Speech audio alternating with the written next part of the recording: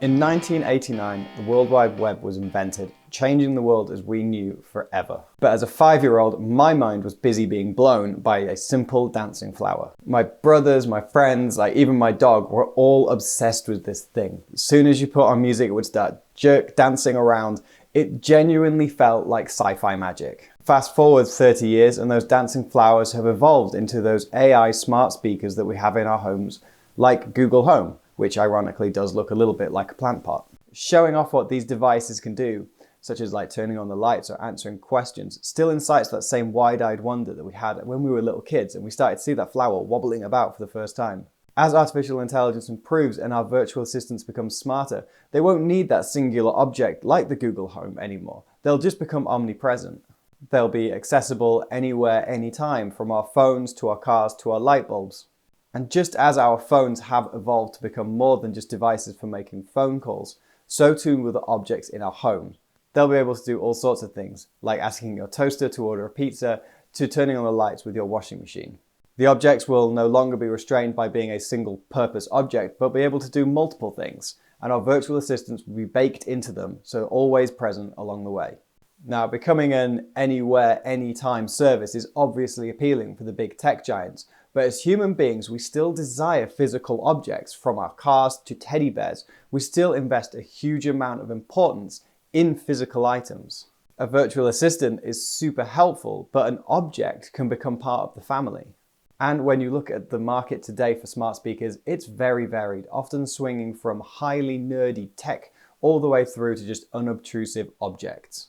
Now, just putting a virtual assistant into an object is possibly a good first step, but it's not going to make it part of the family. One of the main problems with smart speakers right now is communication, and it's something that all the companies are slightly struggling with. If 93% of communication is non-verbal, then having a smart speaker just talk to you just simply isn't enough. Objects that communicate with humans need to do so in an instinctively human way, and that means accessing those non-verbal cues. Making a device spin when it's thinking or flash when it's got an answer are all very cute, but it doesn't make any sense to us as humans. As humans, we have to interpret this new language and we have to understand it. And the more that it does, the more we have to learn and the more confusing it becomes. Now, to do this, the process doesn't have to be complicated. We just have to look outside our usual design process for more inspiration. Product designers and developers are going to have to look outside of their usual circles and invite other disciplines to the table if they really want to create something special. Including behavioral psychologists, linguistic experts, even puppeteers, will help developers understand how you turn an inanimate object into something that we as humans can instinctively understand.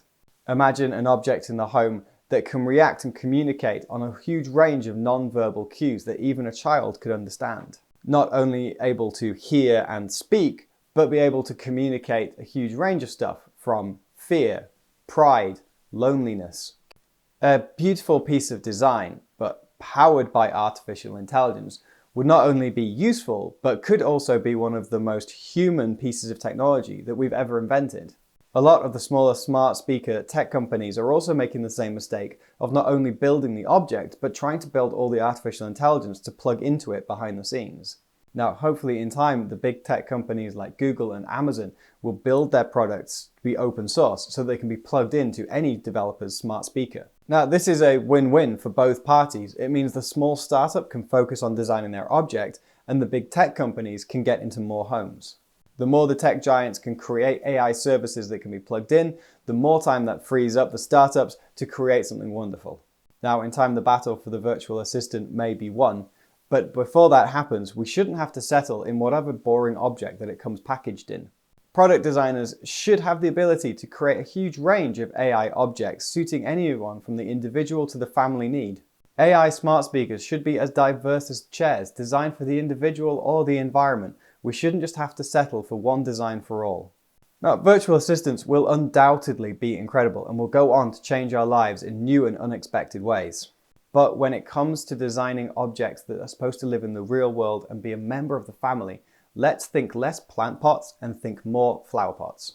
It's worth remembering the power of an object and the importance of it, and that feeling we had when we were little kids and we first saw that flower dancing, to never going to give you up.